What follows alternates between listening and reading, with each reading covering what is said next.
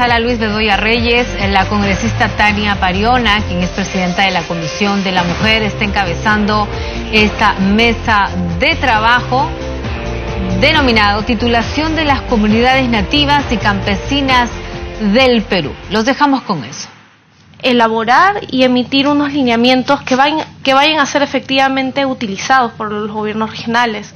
Tenemos un antecedente en los lineamientos para el procedimiento de reconocimiento de comunidades nativas emitido por Minagri en el 2015, y cuando nosotros nos hemos acercado a los gobiernos regionales directamente, ellos básicamente no han tenido el conocimiento de la existencia de estos lineamientos y ni siquiera cómo en la práctica poder ejecutarlos, ¿no? Entonces, en ese sentido, nosotros estamos dispuestos a que en el proceso de elaboración de los lineamientos de reconocimiento que vayamos a emitir este año sea con una estrecha participación y aportes de los gobiernos regionales, quienes son ellos quienes finalmente implementan y ejecutan el marco normativo que nosotros podamos emitir como entes rectores. Y en ese sentido tenemos un reto por delante y vamos a trabajar con ellos de la mano. Asimismo, hemos identificado luego de estas visitas específicamente con los equipos de los gobiernos regionales dedicados al saneamiento físico legal de comunidades nativas, que si bien ahora con Minagri tenemos una herramienta importante de aquí para adelante para la sistematización adecuada de lo que hay hoy en día en materia de titulación y reconocimiento, hay un reto para ver cómo podemos sistematizar la información que se ha emitido antes, y en ese sentido hemos identificado que son los gobiernos regionales quienes hasta la fecha no tienen organizada su información, tienen expedientes y muchas veces no están dispuestos o no cuentan con los recursos para poder contar con una información verídica en la cual pueda alimentarnos a nosotros como ejecutivo para tomar acciones claras y concretas. En ese sentido, estamos dispuestos a trabajar de la mano con la DIGESPAR para que la base de datos oficial de pueblos indígenas pueda recoger también de igual manera y con una perspectiva técnica la misma información en el trabajo que va a realizar el Ministerio de Agricultura este año junto con los gobiernos regionales. Creemos que los nuevos funcionarios que han asumido este año en los gobiernos regionales es una oportunidad para que nosotros podamos acercarnos de primera mano y poder también apostar por una capacitación y una asistencia técnica directa con aquellos funcionarios que se encuentran actualmente a cargo de lo que es los procedimientos de reconocimiento de comunidades nativas. Eso es todo lo que tengo que informar. Muchas gracias. Muchas gracias, Nancy, por el alcance de la información. De hecho, con el Ministerio de Cultura, respecto al reconocimiento de los pueblos indígenas, tenemos otros temas más que desde la comisión hemos observado, porque no solo es, digamos, la personería jurídica gestionada en términos de comunidad ante la SUNARF, porque hay una demanda también que en los territorios, sobre todo amazónicos, se da, y es que hay pueblos que están exigiendo ser reconocidos en tanto pueblos son y no necesariamente comunidades. Y ese es un punto del que, digamos, no es el tema de discusión de ahora, pero sí nos parecía importante no perderlo de vista, porque en nuestro país venimos arrastrando algo que no hemos terminado todavía de subsanar, y es esto que cuando se pregunta quiénes son los pueblos indígenas, pues hay personalidades, ¿no?, entre ya sea políticos, funcionarios, que dicen estos son y estos no son, y cada uno tiene su argumentación, por esto, por esto, por esto. Pero el instrumento internacional que reconoce derechos indígenas, me refiero al Convenio 169, habla de un criterio también subjetivo y tiene que ver con la autoidentificación y la autodefinición. Por lo tanto, no es la entidad, ni el funcionario, ni el político, ni el Estado quien dice quién es indígena y quién no. Sin embargo, hay otros criterios que puede cruzarse, por supuesto, pero también está la libre determinación de los pueblos, especialmente en la Amazonía, que ven sus identidades más allá de solo llamarse Shuar, que están vinculados con sus territorios, ¿no? Es un tema más amplio, pero digamos es uno de los puntos que desde el despacho sí vemos con bastante interés, pero también preocupación, porque sí nos visitan hermanos de la zona amazónica, especialmente la comunidad Achuar, que ha venido incluso demandando ante el Tribunal Constitucional y todo este tema de la autoidentificación como pueblo colectivo, ¿no? Bien, entonces tenemos 2 presentaciones más, no, 2 hasta 3, nos falta CERFOR, SUNARF y Contraloría. Inmediatamente vamos a pasar al CERFOR, a la señora Nilda Rentera Ramos, a quien agradecemos su presencia y le dejamos la palabra. Sí.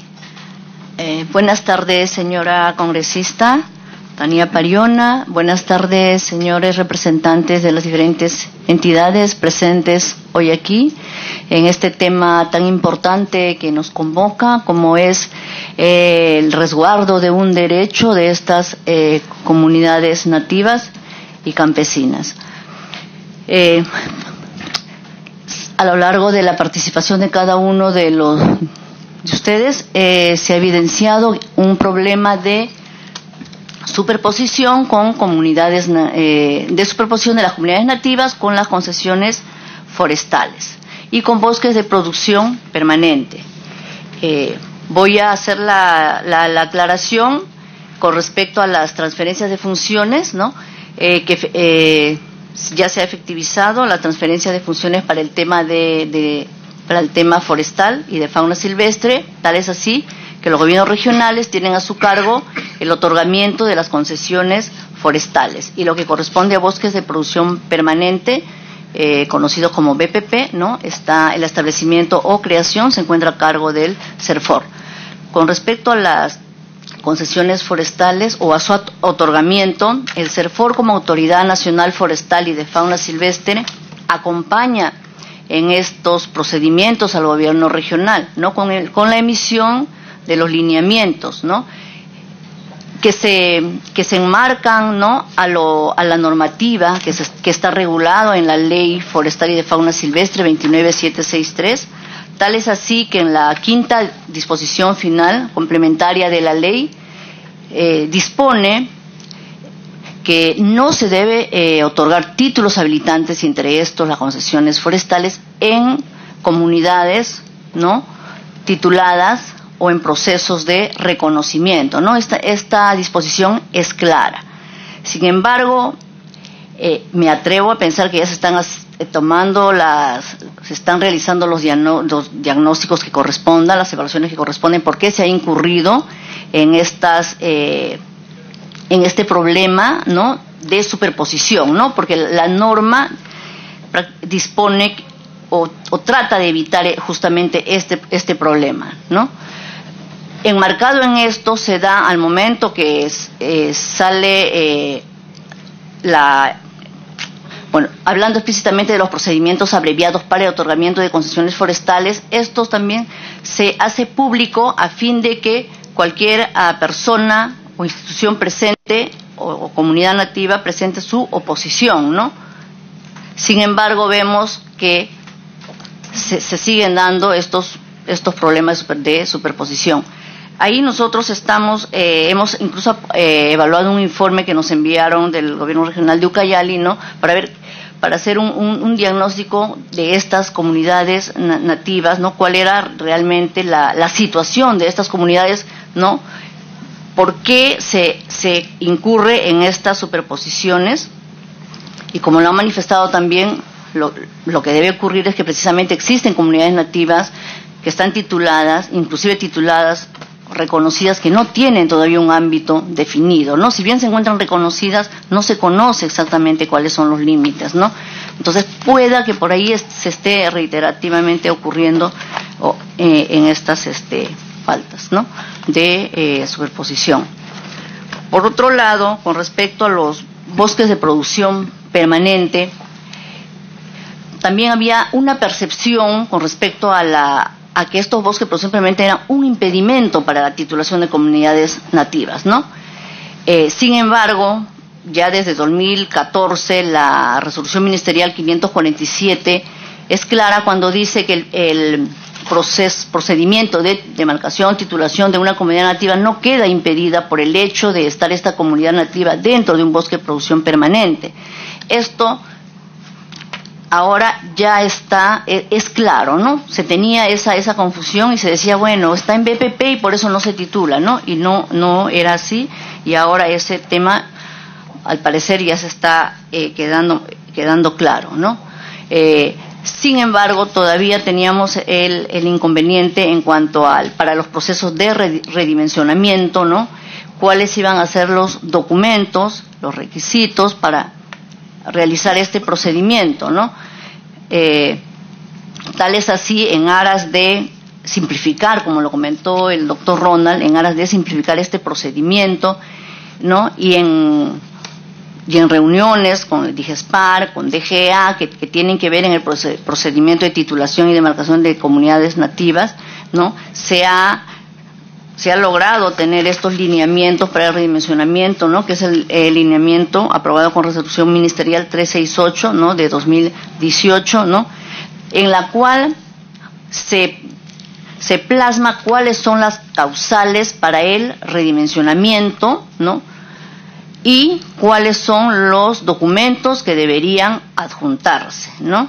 Entonces, de esta manera, la evaluación es más idónea, ¿no? Porque ya sabemos exactamente qué es lo que debemos evaluar al momento de que se presente una solicitud, ¿no?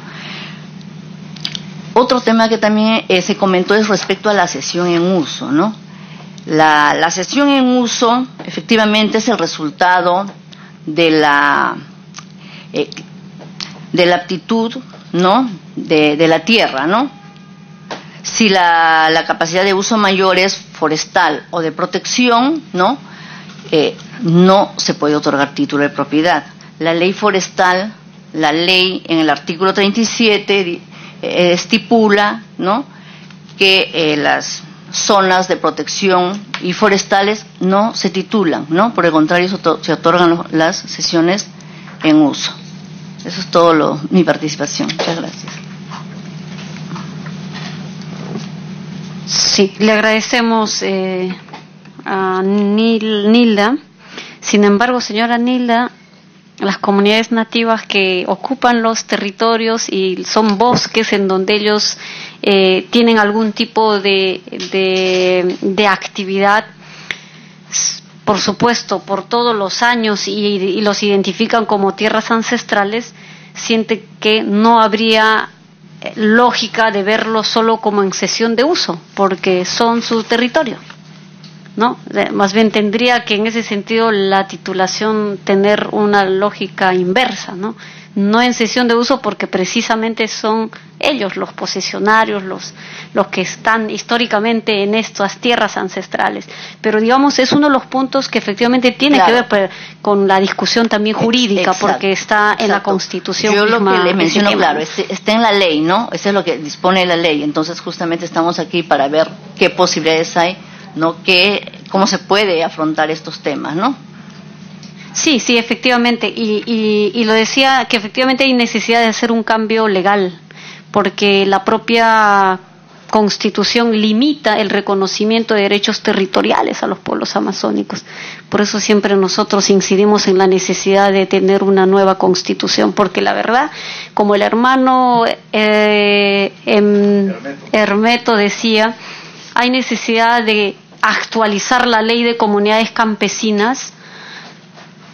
Ahora nosotros venimos haciendo un trabajo desde el despacho en aras de tener una legislación, una ley general de pueblos indígenas en nuestro país, pero la verdad es que nos quedamos un tanto cortos porque habría que cambiar la Constitución. No hay forma, porque esos parches que hagamos lo que van a generar es, la verdad es que no solo reticencia, sino que además un conflicto jurídico si es que no partimos por cambiar el orden constitucional.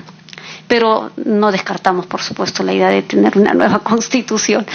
Entonces vamos a dar pase ahora a la señora Raquel Guzmán, subdirectora de Operaciones Registrales de la Superintendencia Nacional de Registros Públicos, SUNARF. Perfecto. Bienvenida y gracias por su asistencia. ¿Cómo está, congresista Pariona? Buenas tardes, representantes de la sociedad civil, amigos, representantes de entidades amigas con las que trabajamos día a día. Me voy a apoyar en una pequeña presentación para hacer un poco más visual la información que quiero compartir con ustedes, si me puedes. SUNARP es consciente que tiene que tener un rol muy dinámico para poder propiciar la inscripción, para poder facilitar el acercamiento de los comuneros al registro. El registro es un tema bastante complejo y especializado, entonces nosotros hemos procurado hacer un poco más simple y familiar este procedimiento que podría ser para ellos ajeno y engorroso. Nuevamente, cifras. Nosotros manejamos hoy en día un avance de organizaciones inscritas con personería jurídica en el ámbito de las comunidades campesinas. Encontramos en nuestra base de datos 6.817 comunidades ya registradas y en el ámbito de las comunidades nativas 2.233, que hacen un total general de 9.050, cifras que a lo mejor para ustedes también no van a ser las más exactas. En el ámbito de predios rurales, en el registro de la propiedad inmueble, nuestro acumulado es de territorios comunales inscritos 11.477 y para comunidades nativas 1.417, haciendo un total general de 12.894. Ese es el avance. Probablemente la cifra esté un tanto sobredimensionada en la medida que hay errores y hoy hemos identificado algunos, como por ejemplo comunidades que se han inscrito como asociaciones o predios comunales que en realidad son fracciones o anexos de las comunidades y que podrían desvirtuar esta información en términos generales. La brecha que tenemos pendiente es importante. Todavía no podemos dimensionar cuál es el total y el trabajo que nos queda. Para ello estamos trabajando de una manera muy cercana con entidades como el Ministerio de Cultura y el Ministerio de Agricultura, como lo acaban de mencionar Ronald y Nancy. Sin embargo, SUNARP, si me avanzas, ¿sí?, viene también desarrollando ciertos programas porque para nosotros entendemos que la labor del registro no se agota en tener habilitados debidamente los procedimientos y articulados con las entidades participantes, sino también que es necesario sensibilizar a la población respecto a los beneficios, a las ventajas y a la seguridad jurídica que aporta el hecho que tengamos debidamente identificados las dimensiones, los ámbitos territoriales y así también que estén debidamente legitimados los representantes que son quienes de alguna manera interactúan en el día a día y necesitamos que lo hagan válidamente. Entonces, venimos desarrollando programas como el SUNARP Te Escucha, a través de los cuales los jefes de cada zona registral reciben a los dirigentes comunales y a través de un trabajo de diálogo permanente tratan de identificar sus necesidades y sobre todo de verificar si es que hay una potencial situación de conflicto respecto a comunidades vecinas. La brigada registral, que en este caso los funcionarios del registro, el personal del registro deja el escritorio y hace una labor de intervención y hace un trabajo puerta a puerta trasladándose a cada domicilio de los comuneros para darles a conocer cuáles son los alcances del procedimiento registral, las dificultades e inclusive los costos administrativos.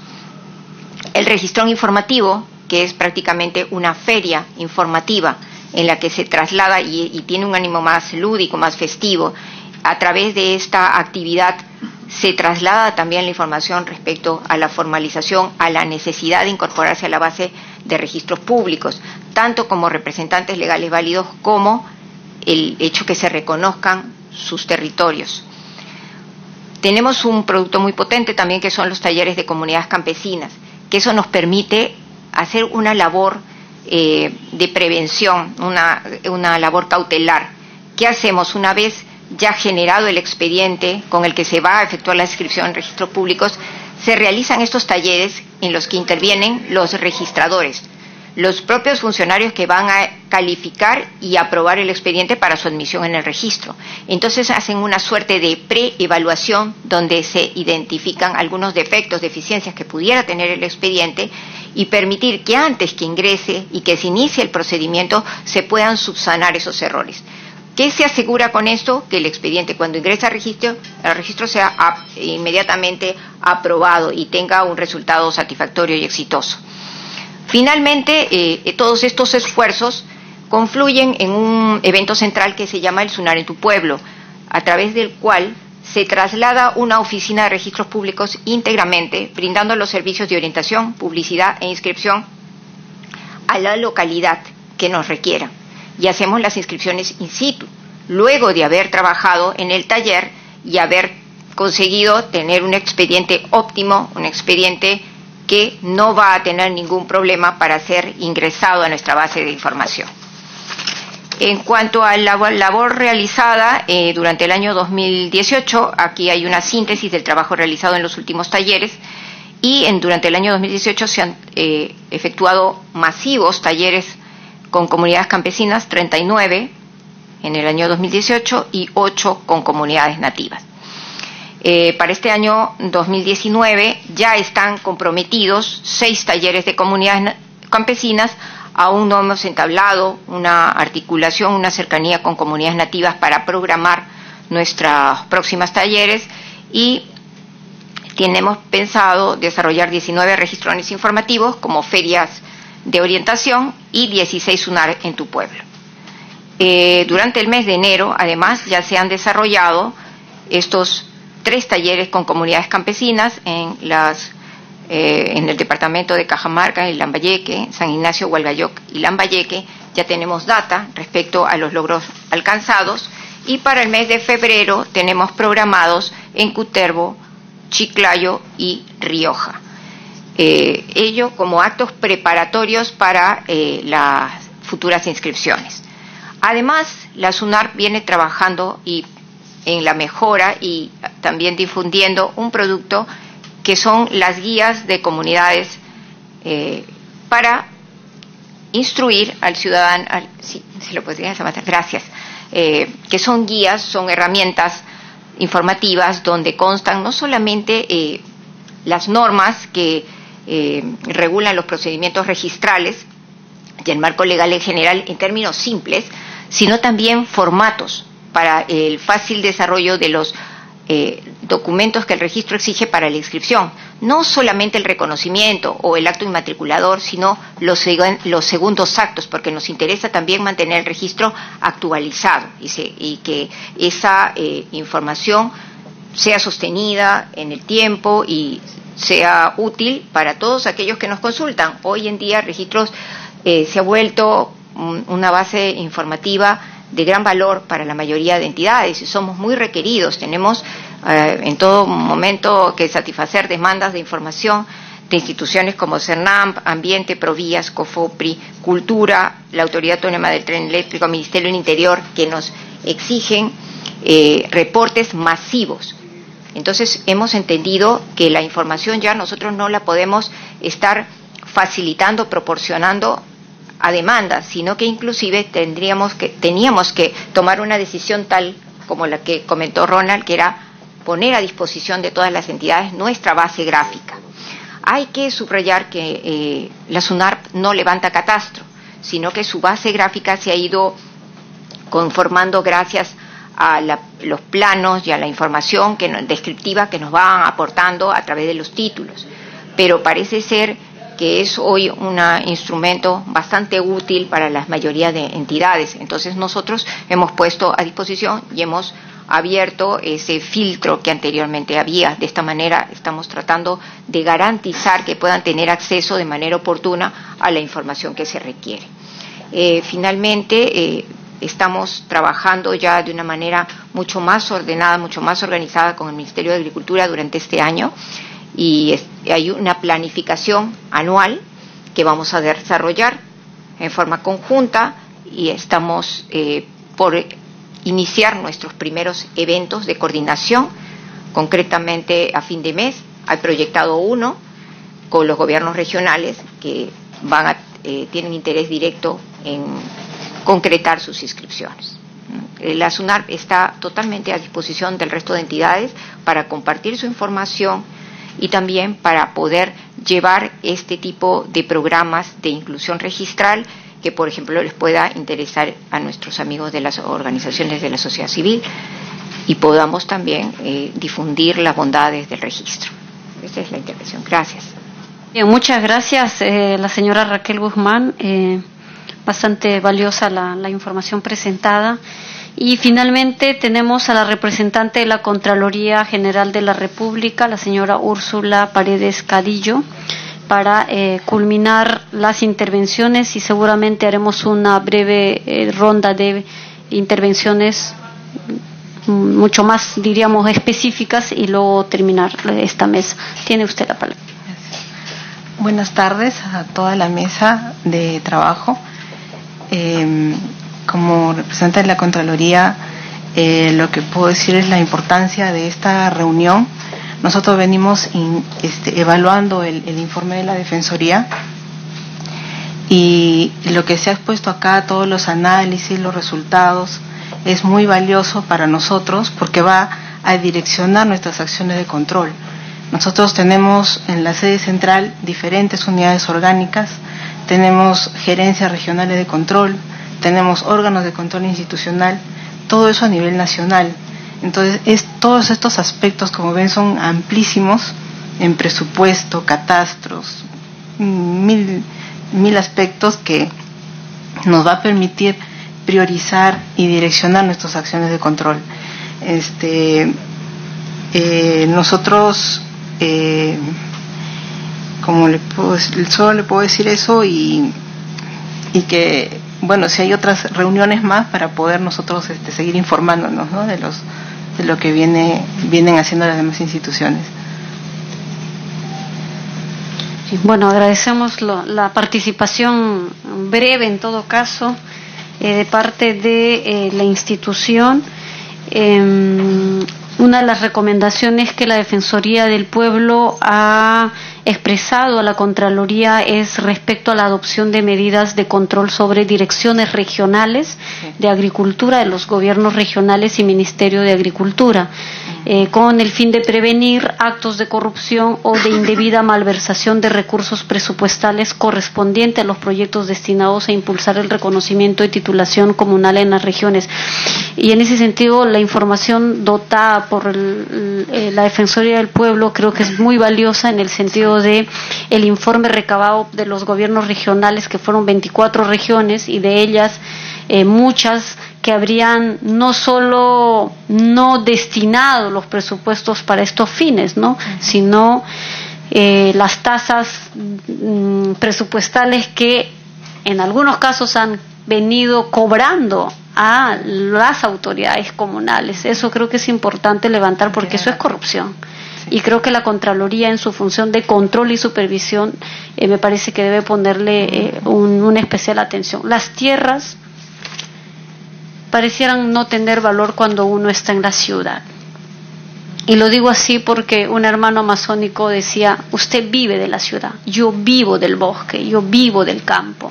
Y claro, en esa significancia de lo que el nativo o el campesino, el hermano de un pueblo originario, comprende, la vinculación con la tierra va mucho más allá de la solo ocupación o el valor monetario que ésta tenga. Sin embargo, el interés que hay hoy sobre la tierra por parte de empresas, por parte de inversionistas, por parte de la banca internacional, la verdad es alarmante sobre lo que incluso viene hoy ocurriendo en la Amazonía. Caso la comunidad Uchunya, en donde se han deforestado miles de hectáreas, y no se han deforestado necesariamente para cultivar palma aceitera, aunque en su mayoría hay cultivo de palma aceitera. Y lo que nos preocupaba es que la propia ministra del Medio Ambiente nos diga que no es el cultivo de palma aceitera lo que está... lo que nos ha dicho es: no es una deforestación venida por actividad ilegal, sino es por ni por la palma aceitera, sino es por la actividad agrícola del lugar. que han cambiado, digamos, el uso forestal por actividad entre ellas la coca, se mencionaba. Pero yo le decía que no solo es eso. O sea, aquí hay ya incluso indicios de otorgamiento de títulos de propiedad a comunidades que se han generado bajo formas de ilegalidad para ocupar el espacio y luego hacer una negociación con los empresarios. O sea, estamos hablando de tráfico de tierras. Y entonces el problema va creciendo, ¿no? Desde el que lo ocupa, lo usufructúa, en este caso las comunidades, pero también aquellos que van ocupando nuevos espacios territoriales, y en el caso de la Amazonía es caso muy emblemático cuando se refieren ellos a los colonos. Entonces ahí sí yo le pediría a la Contraloría de la República poner énfasis en ese tema, aunque no necesariamente tengan, digamos, un equipo que se aboque a ver punto por punto, pero por lo menos para dar un reflejo de cómo estos títulos habilitantes o las festinaciones que se hacen para otorgar autorizaciones, la verdad es que sí están incurriendo en actos de corrupción. Y me remito a un evento que nosotros hicimos a nivel nacional respecto a la corrupción y los derechos territoriales indígenas. Y los testimonios y los casos presentados realmente son terribles. Así como nos sorprendemos del Odebrecht, ¿no? La verdad, los hermanos indígenas decían, ahí está Odebrecht, en la misma modalidad. No decir la Odebrecht presente en las comunidades indígenas, pero la modalidad, la forma y el modus operandi pareciera que se replica en todo espacio. Entonces eso sí nos llama de verdad tremendamente la atención y se lo trasladamos a la Contraloría. Nosotros sí hemos tenido una reunión con el Contralor, incluso para ponerle en alerta acerca de el control que se hacen a los procedimientos de consulta previa, en donde venían haciendo un interesante trabajo, pero creo que por ahí hay que reforzar también, ¿no? Entonces se lo digo con total transparencia y honestidad. Ahora sí, hacemos una ronda de intervención de los que quieran decir o expresar algún aspecto para terminar en algunas conclusiones después de esta mesa.